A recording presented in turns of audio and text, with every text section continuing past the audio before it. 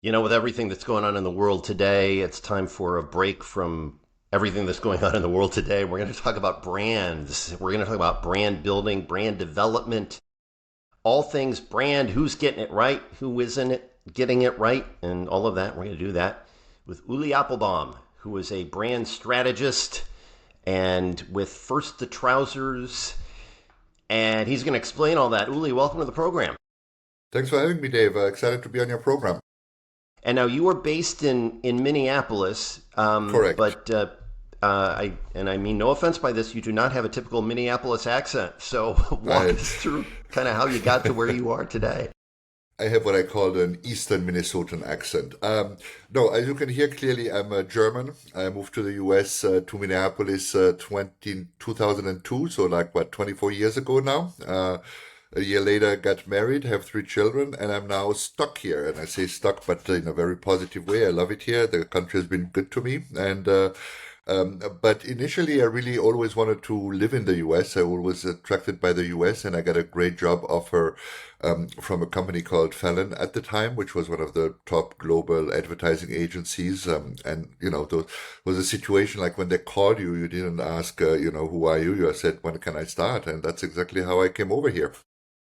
And one of the things that maybe the outsiders, those outside the industry, may not totally know about Minneapolis is that they make a lot of CPG stuff there.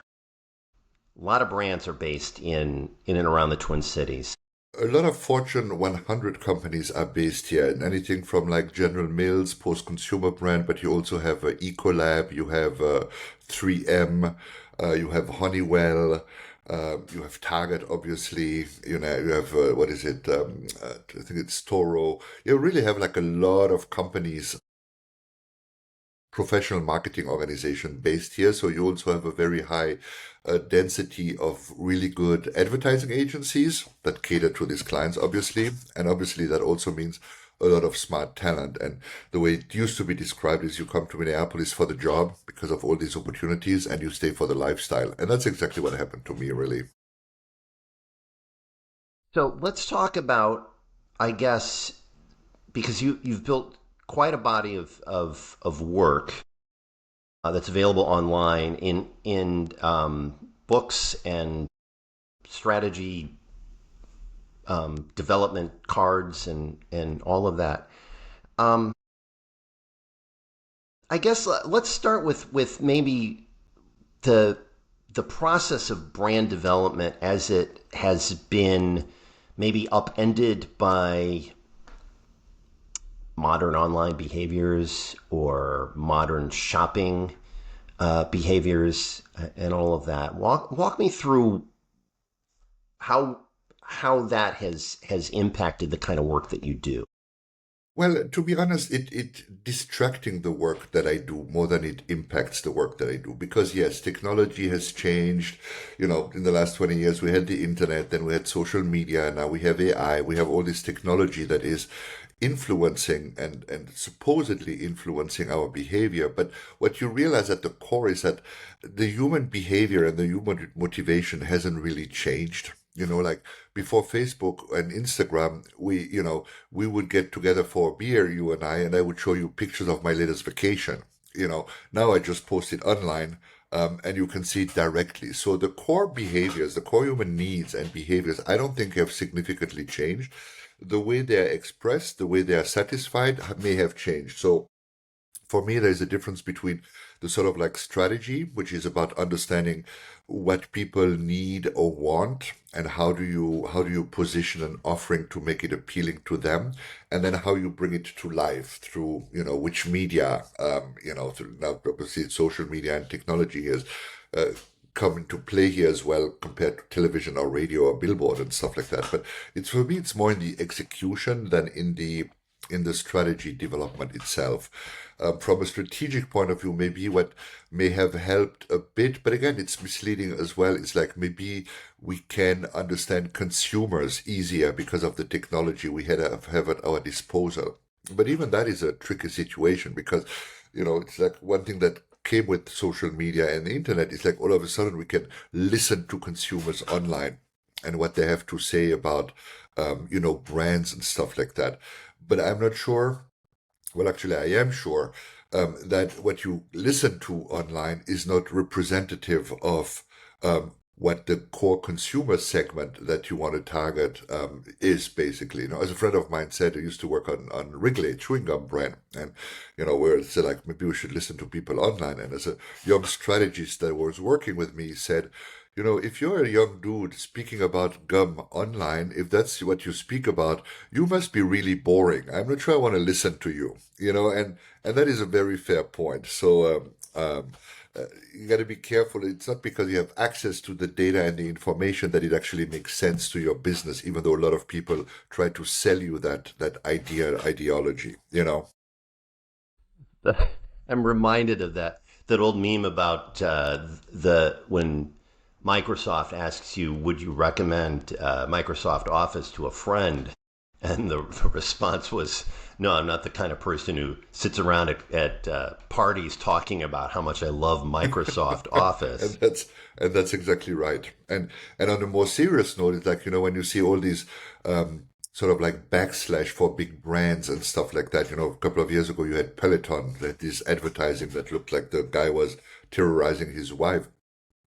There's research that clearly shows that the people who scream the loudest online are not your consumers. They're not the person who buy your brand. So do you really need to listen to them? And we've seen that with, Sweeney and what was the name of the fashion brand? See, I even forgot it now. American Eagle. About Yes, thank you, American Eagle. A lot of backslash, but the company decided not to do anything. Did it really hurt them? Not really. So you really it's not because you have the information and the data available that you should act on it or do something with it, or it's not that it doesn't mean that it's not really relevant to what you do. So got to be very careful with these things. Well, I wonder if that's a really good example. I wonder if the Sydney Sweeney and American American Eagle Eagle. jeans discussion sort of led to brands deciding, for lack of a better term, to become more bulletproof, where Hmm. they're saying, okay, to your point, if the online chatter is over here on the bell curve, but the reality from our research is somewhere in the middle of the bell curve, where we think, you know what, this is kind of what we think consumers are wanting. And then the sales back that up because obviously they decided that they're going to continue to advertise with Sydney Sweeney. Uh, do you think that this has opened up a situation where brands are going to say, you know what, we'll accept this backlash. That's fine. Well, I think every case study makes us smarter, right? Because yes, I mean, I know that it's like a lot of our clients look at their competitors to see what is a proper behavior, right? But I think in that case, you also got to look at the cultural context, right? We're coming from a sort of like period of extreme wokeness. um, Trump gets elected back, all of a sudden this pendulum swings back to the right a little bit, and all this wokeness sort of like evaporates. And it's not a pro or con, Trump or against wokeness or pro wokeness. It's not a political statement I have, but all of a sudden you have an environment where it's allowed again to make this type of statements under, before Trump, under Biden, and all this woke cultural movement that was going on. American Eagle will never have been able to make this statement. Now, in this new period, they are able to do so, and other companies take note. But I think one thing we've learned also after Bud Light and all these kind of things is like companies, they always have experts that tell us, yes, consumer want companies to have a point of view on culture and the issues that go on in life. Well, if you're selling soda or if you're selling jeans or if you're selling toothpaste, I don't think that you should have a point of view on race issues and politics and, the hunger in the world. Unless you really spend a big chunk of your profit addressing those issues, then you can. So I think a lot of companies have learned that not getting involved with this issue is actually the safest bet moving forward. So the let's tease that out a little bit Hmm. because it does seem noticeable that discussions out loud are changing. But when you're talking with with brands who are trying to wrestle with this issue of do we go woke, do we not go woke, do we take a step back, do we stay out of the fray? Are they more comfortable having the discussion about avoiding this than say they were 5 years ago, or is it still the sort of thing where you have to hit them with a lot of research that says this is the direction that things are going, and That's you a good need to you question. need to trust your gut? That's a good question. I think what most companies have realized is the potential risk, right? It used to be that, well, you have like this data that shows, survey shows consumer want you to take a stand against the bad things in life. And that it seemed to be like obvious, right? Who wants to see hungry children? Who wants to kill dolphins? It's like this obvious positive attitude. But I think what a lot of companies have realized is that there's also a risk associated with it. So there is a potential negative consequence to what they thought might be, you know, an obvious positive thing to do. And I think that is what holding a lot of companies back now. I don't think we need to convince them because most companies or most big companies are all about risk minimizing, right? And so this has become now social issues, I believe, has become a risk factor for many companies that a lot of companies don't want to engage in. So they'd rather say, you know what, I'm going to continue to sell my toothpaste and not get involved into those bigger issues. That segues nicely into one of the things I saw you post on your LinkedIn association, and maybe give the folks watching and listening a little bit of a primer on what you mean by that, and how brands are using that tactic to sell more stuff. So it's interesting, right? So there's a lot of BS and in the world of marketing, it's sort of a hard science, right? And so you have a lot of how do you call that? Snake oil vendors or whatever you call them. Um, and a couple of years ago, dove more and more into the subject of brand associations. And because I was interested and intrigued, because a lot of the sort of like thought leaders I follow use that language. And I was like, well, if everyone uses it and I use it in my job too, what exactly is it? So I started to dive into it. And the weird thing, David, is I realized, for one, there is no book written on the subject. It's like one of these things where everyone uses the words, but no one really took the time to dissect it and write a book on the subject. And brand associations are basically just a fancy word for memories. And when you think about what a brand is, it's really a network of memories you have about a specific offering, whether it's a Coke, whether it's a brand of shoes, whether it's a vacation destination. It's what you know about it, how you feel about them. It's the experience you've made with this offering. It's basically this strength and the network of these um, memories that you associate with a specific offering or an idea. And then the interesting thing is um, there's a lot of science and a lot of marketing evidence that supports the formation of we really know how to form and nurture and strengthen a memory in general and brand memories in particular. And there's a lot of evidence and a lot of data out there that supports it, that shows this kind of thing. If you have a very clear image, for example, that can represent up to 70% of your future sales. I mean, this data we have at our disposal, the speed with which your brand comes to mind at a moment of purchase determines whether you're going to be purchased or not. And it's like we're talking about a fraction of a second and stuff like that. And so I realize it's one of the most important concept in marketing and brand building, but no one bothered writing anything about it. So what I did is last year I wrote a book about it, which basically is just I wish I could say it's my own brilliance, but it really isn't. It's just a curation of the existing science and the existing evidence out there that builds the case for why strong memory networks or brand association networks are important for the success of a brand. And when you look at it from this lens, and when you look at it from the data that supports this, it becomes a no-brainer. It really becomes a no-brainer. So, yeah, that's how it all came about. So it's myself just being curious about the subject and learning and realizing, oh, there's a gap here.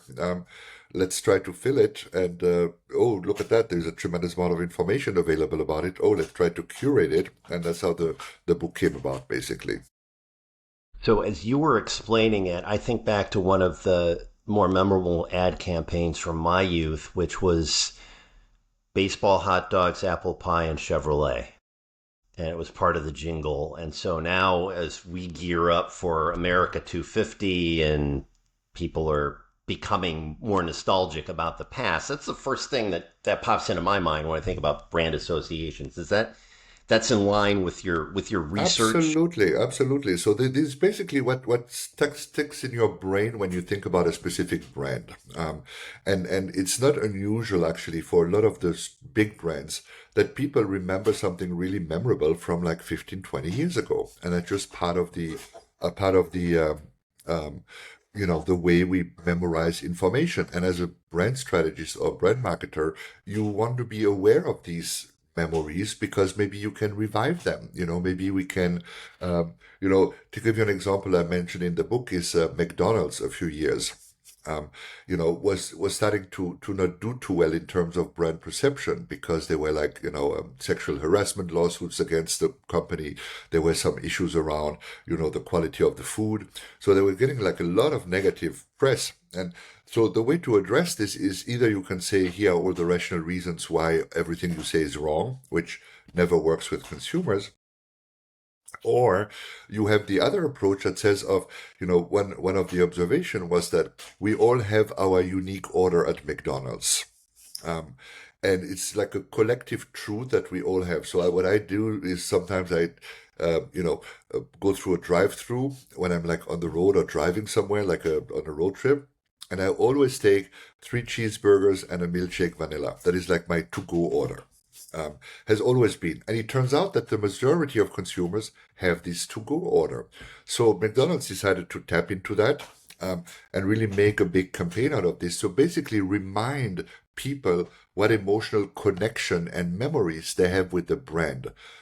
Brilliant way to overcome any rational negative perception you may have about the brand. And it worked brilliantly. So here's an example where understanding what people associate with the brand, the experience they have, the memories they have with the brand, and tapping into it in the proper way is a great way to, in the case of McDonald's, to overcome negative perception of people saying like, oh, it's not healthy, oh, and they don't like women, and oh, yeah, but I remember three cheeseburgers and a milkshake vanilla. Okay, I'm gonna take the next exit and stop and get there. You know what I mean? So understanding those memories is extremely important.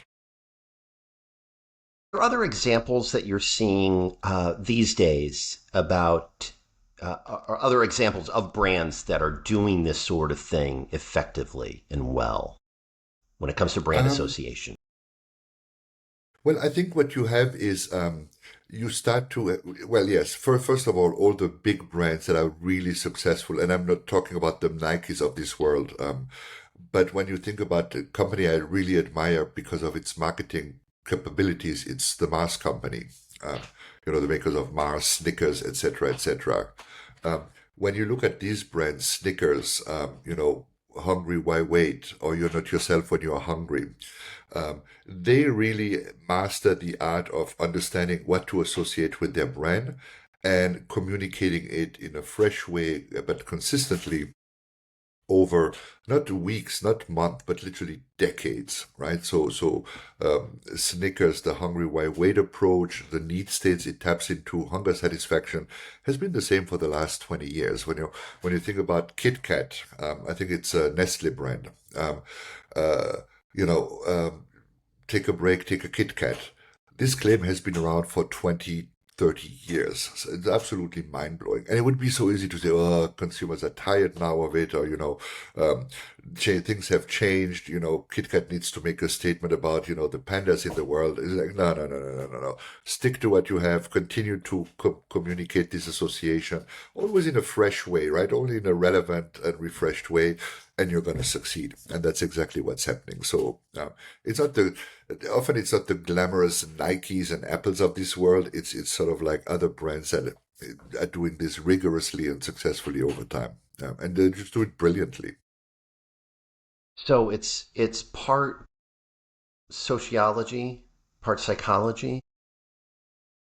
And it's neuroscience and it's science and it's social science. So yes, it's really understanding, and that's what all these science do, right? Is they try to understand how the human think, behaves, learns, acts, decides, chooses, and that's all coming together in the context of brands. So yes, the science of the memory, it's social sciences, it's neuroscience, and all these kind of things. So yes, it's just about diving into it a little bit, and then that's actually the problem when I wrote the book is when you open the book of, let's say, neuroscience and how the brain works, I mean, you literally, my brain explodes because of the complexity of the subject.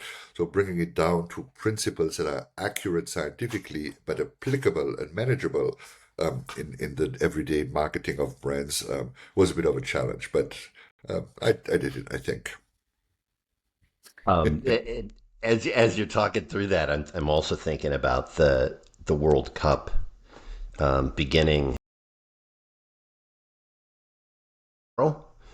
and it's in North America. So we've got there's a couple of associations that are going on.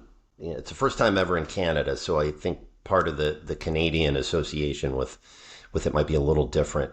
Um, but in addition to throwing back to 1994 when the U.S. hosted the World Cup, and it was just an amazing experience, which I'll get to in a second.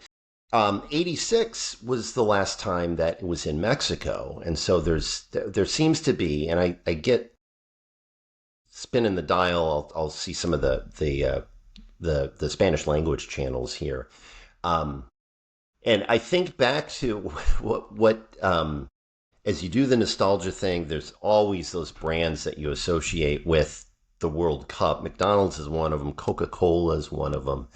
Um, Adidas is one of them. Yeah, Snickers actually, I think, yeah. had a pretty robust appearance in '94. The funny thing though was I had just moved to Chicago. Chicago hosted some of the games in '94, not hosting this year for a bunch of reasons that we could talk about some other time. Um, but the games were available on two of the channels that we had, the ABC affiliate and then the Spanish language channel. So I believe it was Telemundo at Telemundo the or time. yeah. Mhm. Yeah, um, but this was a time when the Telemundo folks actually had animated graphics that would come on. This was a huge thing in '94 that would come on, like a dancing Snickers bar would come on during the game and then just kind of dance its way um, off of the screen. And I thought that was a pretty clever way of doing it. This was back before there were ubiquitous score bugs and graphics that would pop up and all of that. So it was pretty clever.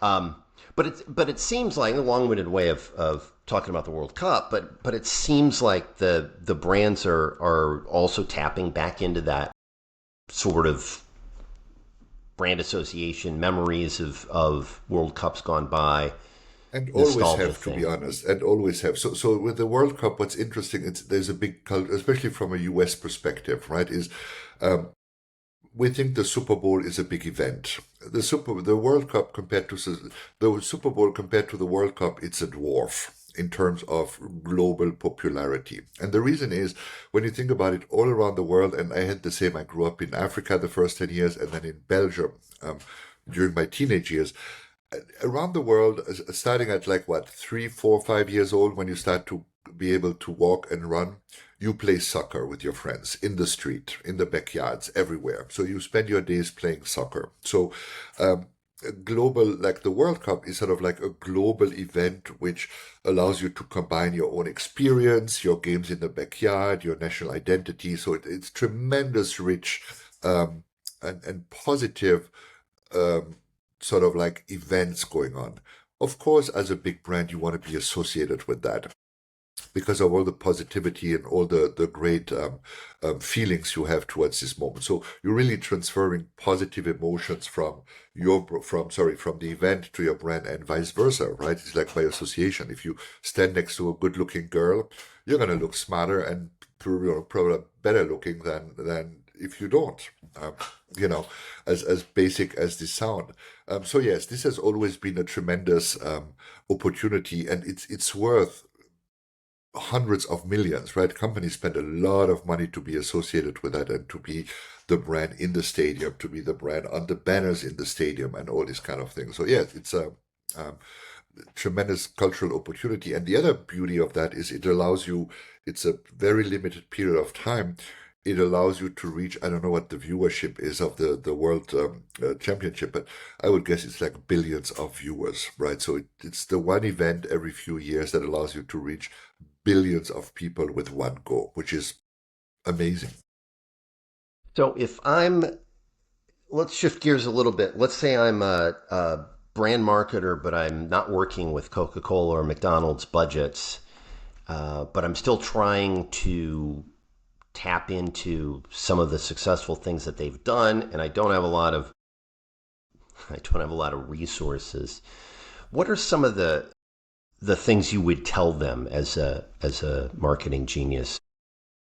Well, so I'm not sure I would call myself a marketing genius, but what I would tell them is basically, what do you want to be associated with? Just for with you as well, Dave. It's like in your podcast. What do you want your podcast to be associated with? And then who is your audience? And yes, you may not have $100 million to promote your podcast, but you want to increase your viewership. So who do you want to increase your listener base from? That's the sort of like principle of, you need to acquire new customers if you want to grow. Having me listen to all of your podcasts may not help you grow your channel. You know what I mean? Having me and people that know me knowing that I am on your podcast, thinking like, "Ooh, I wonder what Dave's podcast is all about," and start to listen to it, that grows your base. So the question is the same. What do you want to be associated with, and who is your audience? Now, once you have defined what you want to be associated with, then it's about consistently communicating this at every touch point. So on your social medias, when you are, on a Saturday afternoon at a barbecue with your neighbors talking about your podcast, you want your messaging to be consistent, constantly consistent, even though you think I had that at first when I wrote my first book. I started to get on all these podcasts, and I started to bore myself, to be honest with you, because I felt like, okay, this is like the sixth podcast I'm on.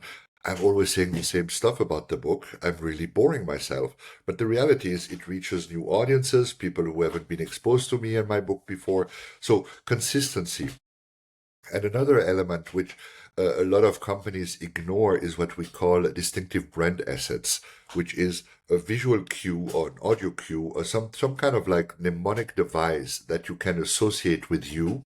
And this could be a banana head, to be honest with you. It doesn't have to be strategically relevant to your to what you're doing. So Dave, you could have all your podcasts with a banana head, and you'd be the guy. Oh, he does the marketing podcast, and he's the guy with the banana head. That's what you want. You want to be remembered, and it doesn't matter if you do a podcast. It doesn't matter if you have a law firm, or if you run a 50 million or $1 billion company.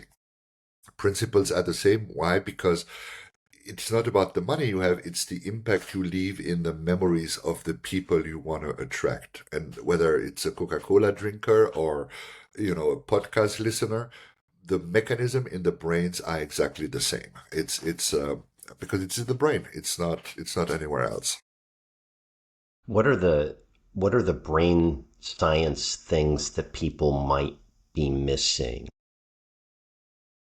Um, well, it works if I break it down to the simplest part, is when you think about memory, it's a construct of a couple of simple concepts, right? It's like one is what's called the notes, which is the piece of information you memorize. So it's literally, oh, color red for Coca-Cola. Oh, I had a drink last summer on a really hot day. It's like an experience. So you have all these tidbits of knowledge and information and emotions that you collect. Um, Connecting it to a name, Coca-Cola, or a distinctive brand assets ties them together. So Coca-Cola is the brand, the red brand. It's the brand that gives me refreshment in the summer. It's something that is familiar when I'm in an unfamiliar country. The more so you have these nodes of information, and you need them to connect to each other. The more you create this connection, which is basically repetition, the stronger this connection becomes. It's very simple. It's very basic. And why does it matter? That matters because once you see the color red, if this connection is really strong, then all of a sudden you're immediately going to think about Coca-Cola. So what's going to happen is this network you have is going to be activated as soon as you see one of the triggers within the network. And that's literally how the brain works. So as a marketer, your job is really determine what associations you want to create, what tidbits of information, what emotions do you want to associate with your offering. Once you have defined that, hammer this consistently and continuously at every single touch point that you have with your consumers. Um, because that's going to strengthen this network. And this is really so that when consumers see you or get to interact with you, there's immediately recall. Banana head, oh, that's Dave and his podcast. You know what I mean? That's exactly how the brain works. And it's not more complicated than that. The weird part is it's the science behind it. And yet we try to make it so complicated and so I don't know why, but no, it's fairly. Once you understand the basics, it's really about sticking to them and implementing them successfully. But what do you do then if you're? I'm thinking about Facebook, for instance. So the Facebook association is, I mean, it's more than just that F square brand thing and the color blue and all of that. I mean, it's because it's a combination of yes, they're the connective tissue that brought a lot of people back together, brought a lot of people together, but also when you've got user generated content that is pretty much what the brand is, it's a connection of a bunch of user generated content. What do you do? So what you're tapping into is one of the strongest way to consolidate these brand memories, which is a brand experience. So if as a consumer you experience something, this is going to have an imprint on your brain that is significantly stronger than if you hear someone tell you about an experience. You know what I mean? So if you are in the park in the summer and you have a sort of like merchandising person from Coke that hands you a really cold Coca-Cola on a very hot day when you're all sweaty and thirsty, this experience is going to imprint in your brain much stronger than if I tell you, Dave, yeah, I was in the park last week and someone gave me a Coke that was delicious. You know, uh, and think about Facebook and all the social media. What are they? They're like hours and hours of very positively rewarding and highly emotionally charged experiences. So you're literally for 3 hours, either you look at puppies, or kitties shooting lasers out of their eyes, or whatever is it you're interested in. It gives you this boost in dopamine, which is basically the experience you have, or and that's how they know that that's what they figured out. One of the power of social media as well is it creates dissonance. It basically divides people and gets you all wound up. It's like, oh, my neighbor, the Republican again, he made a stupid comment about blah, blah, blah, and I'm going to get all excited. But those are all emotional reactions of the experience you're making, which is 10 times, I would say 100 times stronger at forming these memories in your brain, these brand associations, than any type of advertising logo or anything like that. It is literally the personal experiences and the emotions associated with that experience that shape the perception you have about the brand itself, if that makes sense. Okay, yeah, it does. Um, so as we wind down this conversation, what have I not asked you that I should have asked you about? Um, I think you're touching to the core. I think one thing we tend to forget is once you understand the basic principles and stick to them, they're very easy to implement. And that's sort of like, the book we talked about, the science of brand associations that I wrote and published last year. It is about the science of brand association and the data behind it, but it's a third of the book. The rest is how do you apply these principles through scorecard, through checklist, etc., etc. And it becomes really interesting because it distracts you from everything that is useless. And trust me, I've sat in hundreds and hundreds of meetings talking about marketing strategy where literally for 90% of the time you talk about irrelevant issues, So it really focuses you on what really matters. It may be not sexy and the latest sort of like trendiest buzzword of the season, but it works and it's highly effective. And so understanding those principles and then understanding how to apply it, it's really, I wish I could say, I'm a special marketing guru, Dave. I have a magical sauce and, yeah, my clients pay me a lot of money for the gimmicks and the tricks I have in my bag. No, it's common sense, basic science, basic understanding on human behavior, and consequent execution of that understanding to build successful brands. Luckily, more and more clients seem to be attracted to this type of basic foundational thinking and work, and fact-driven work. So I'm doing pretty well right now. But that's really what it is. It's not rocket science. It's not buzz or chemistry or magic. It's foundational understanding of how humans think. And where can we find you online? Pardon me? Where can we find you online? You can find me on LinkedIn. That's probably the best way to find me. Or you just type into a search engine my name, Ulli Applebaum, and I'll pop up. My website will come up. Trying to build an Instagram page, but I don't have the discipline to post so regularly. But LinkedIn is the best way to reach out to me. Wonderful. Ulli Applebaum, thank you so much for your time today. Really cool discussion. No, And thanks for the opportunity. Really appreciate. wonderful. Thanks so much.